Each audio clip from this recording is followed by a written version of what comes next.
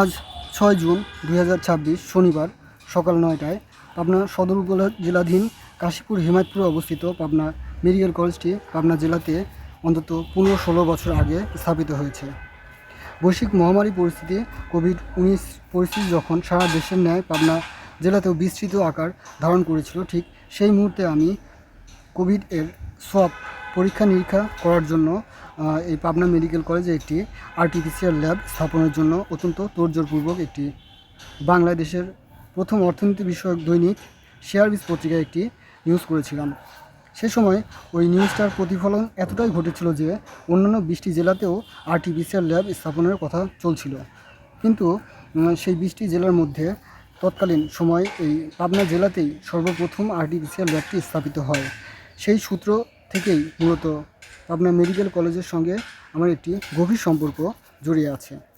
এদিকে সারা বাংলাদেশের মধ্যে বিভিন্ন জেলাগুলোতে মেডিকেল কলেজ স্থাপিত না হওয়ার দরুন সরকারি কলেজগুলো অনেক সময় জেনারেল হাসপাতাল বা বেসরকারি ভবনে চালু করা হয়, কিন্তু সেই দিক থেকে চিন্তা করলে পাবনা জেলা অনেক উন্নত।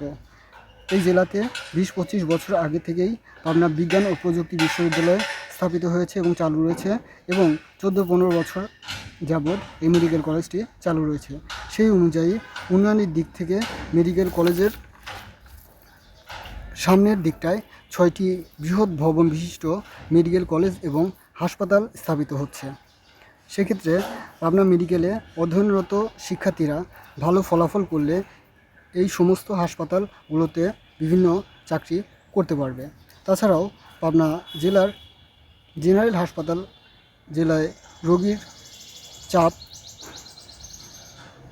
সংকলন করতে না পেরে একটি মেডিকেল কলেজ এবং সংযুক্ত হাসপাতাল অত্যন্ত জরুরি বিষয় হয়ে দাঁড়িয়েছিল। সেক্ষেত্রে পাবনায় মেডিকেল কলেজটি এবং হাসপাতালটি স্থাপিত হয়েছে, সেজন্য পাবনার মানুষ অত্যন্ত কৃতজ্ঞ।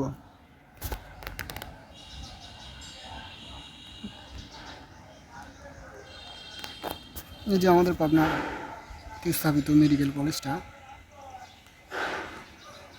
দেখা যাচ্ছে, একটা ভিডিও ফুটেজ। এখানে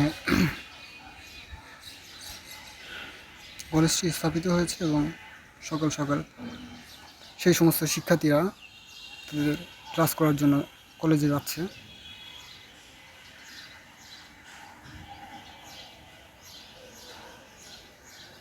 বৃহৎ ভবন বিশিষ্ট মেডিকেল কলেজটি দীর্ঘদিন ধরে স্থাপিত এবং প্রতিষ্ঠিত হয়ে গেছে,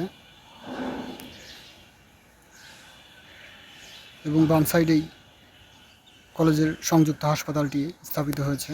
এই যে হাসপাতালের ভিডিও ফুটেজ, নির্মাণাধীন, কিছুদিনের ভিতর সম্পন্ন হবে হাসপাতালটি। এর বিভিন্ন ভবনগুলোর দিকে লক্ষ্য করলে দেখা যায় এই যে ভবনগুলো স্থাপিত হয়েছে, সেই সমস্ত ভবনের চিত্র। এখানে 6টি ভবন স্থাপিত হয়েছে হাসপাতালের জন্য, কলেজ হাসপাতাল সৃষ্টির লক্ষ্যে।